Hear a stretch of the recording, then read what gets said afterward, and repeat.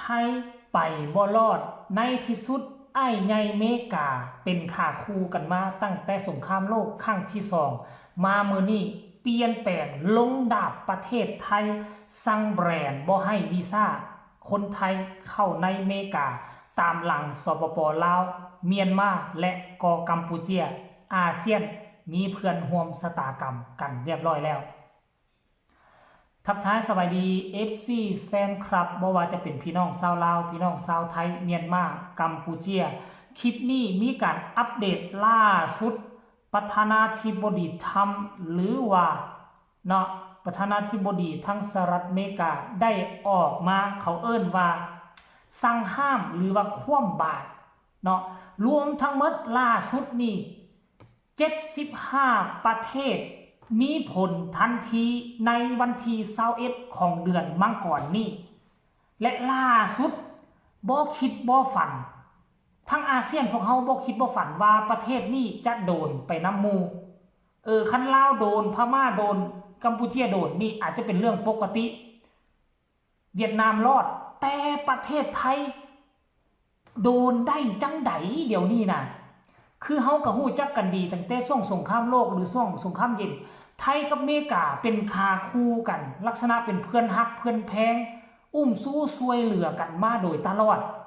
คันถึงอเมริกาเกี่ยวกับอาเซียนกับไทยคือประเทศหนึ่งแหละที่เป็นพันธมิตรร่วมกันมายาวนาน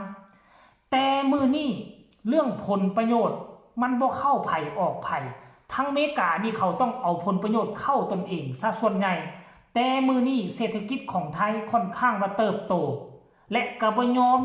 อยู่ใต้อำนาจของประเทศใดประเทศหนึ่งการที่จะร่วมค่าสมาคมน้ำกันต่างฝ่ายต้องได้ผลประโยชน์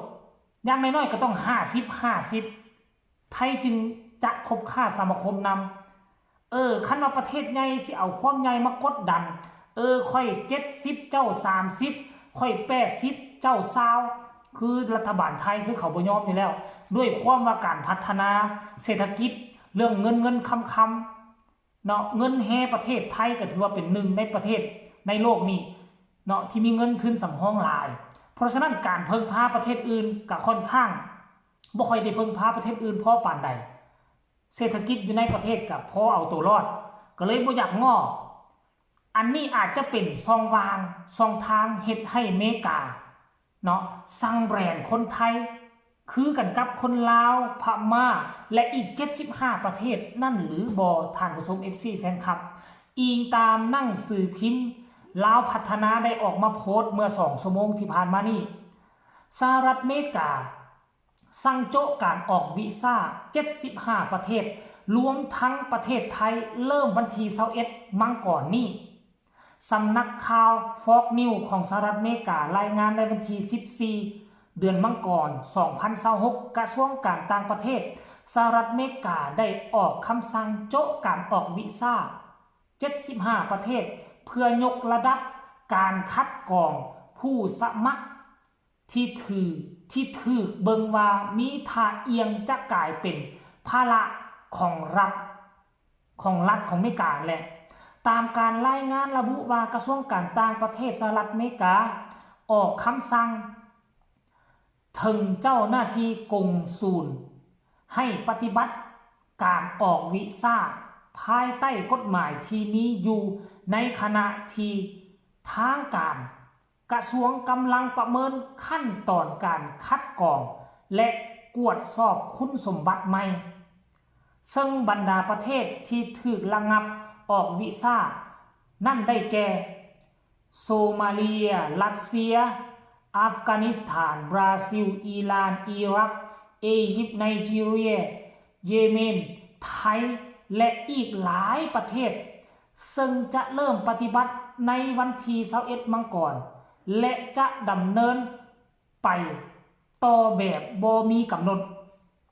จนกว่าทางกระทรวงจะทำการประเมินขบวนการพิจารณาออกวีซ่ารอบใหม่การเกณฑ์พิจารณาภาระของรัฐจะได้พิจารณาจากหลายปัจจัยเช่นสุขภาพอายุความสามารถด้านภาษาอังกฤษฐานะการเงินและการต้องเพิ่งพาการเบิ่งแยง ในระยะยาวซึ่งอาจเฮ็ดให้ผู้สมัครถูกปฏิเสธวีซ่าได้ถึงแม้ว่าจะบ่มีประวัติอาชญากรรมหรือบ่มีเจตนาบ่ดีก็ตามกระทรวงการต่างประเทศระบุตืมว่ามาตรการนี้ใช้เฉพาะกับวีซ่าถาวรเท่านั้นโดยจะบ่มีผลกระทบต่อการยืนวีซ่าชั่วคราวเซ็นวีซ่าท่องเที่ยวหรือวีซ่าธุรกิจซึ่งเป็นกลุ่มที่มีการยืนขอหลายที่สุดเนี่ยโอ้ท่านผู้ชม FC แฟนคลับอันนี้ทั้งพี่น้องชาวไทยเนาะหรือรัสเซีย 4-5 ประเทศที่ออกมาใหม่ล่าสุดนี่เนาะก็บ่ต้องตกอกตกใจก็สามารถขอวีซ่าท่องเที่ยวไปเที่ยวสหรัฐอเมริกาได้เส้นเก่าเส้นเคยเนาะแต่ว่าวีซ่าแบบถาวรเนาะนี่บ่ได้ถูกปฏิเสธไปเรียบร้อยแล้วมันเป็นไปได้จังได๋ท่านผู้ชม FC แฟนคลับปัจจุบันนี้อาเซียนของพวกเฮานี่ก็มีลาวนี่เบอร์1ก่อนหมู่เลยลาวนะต่อมาก็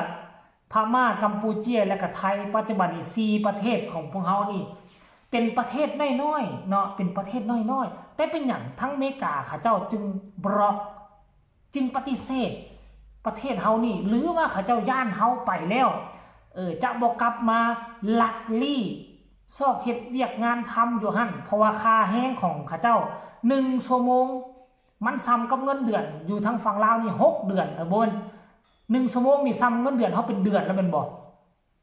และยังบ่ไล่เงินช็อคเงินทริปท่านผู้ชม FC แฟนคลับอันนี้หลายเหตุผลนานาประการสรุปแล้วอเมริกาก็คืออเมริกาสิ่งใดที่เขาบ่ได้ผลประโยชน์นำประเทศใดที่เขาบ่ได้ผลประโยชน์นำเขาก็จะเฮ็ดแบบนี้แหละเพราะฉะนั้น75ประเทศควรหันมาเบิ่งตนเองแหละควรหันมาเบิ่งกันเองแล้วใน75ประเทศเฮาควรจะเฮ็ดแนวใดควรจะจับมือกันบ่แบรนด์อเมริกาบ่ควรจะตอบโต้บ่คันว่าพวกเฮาไปตอบโต้เป็นกลุ่มประเทศไปพวกเฮาก็เสียเปรียบคือเก่าพวกเฮาจะเอาหยังไปสู้เขาเพราะเฮาเป็นประเทศน้อยควรจะร่วมตัวกันทั้ง75ประเทศบ่ลองเบิ่งดูว่า75ประเทศนี่บ่ว่าสิบ่อเมริกาที่บ่ได้พึ่งพาอาศัยสิบ่เฮ็ดการค้าสมาคมนำ75ประเทศนี้มันต้องมีแหละเพราะฉะนั้น75ประเทศนี่ร่วมตัวกันลองเบิ่งคันอยากต่อต้านแต่อันนี้ก็คงเป็นเพียงความฝันบ่มีผู้ใดกล้าต่อก่อนท่านผู้ชม FC แฟนคลับคลิปนี้ก็ขอฝากฝังเอาไว้ซ้ำนี้ก็แล้วกันแม้แต่ประเทศไทยอเมริกาก็ยังบ่ละเว้นแล้วภาษาอีกประเทศเฮาก็คงจะลำบากกว่าพี่น้องชาวไทยแหละท่านผู้ชม FC แฟนคลับฝากฝังเอาไว้ซ้ำนี้ก็แล้วกันรายงานให้เป็นข้าวพอกันใหม่ในคลิปหน้ามีคำคิดคำเห็นส่งข่าวมาได้ทางใต้คอมเมนต์สบายดี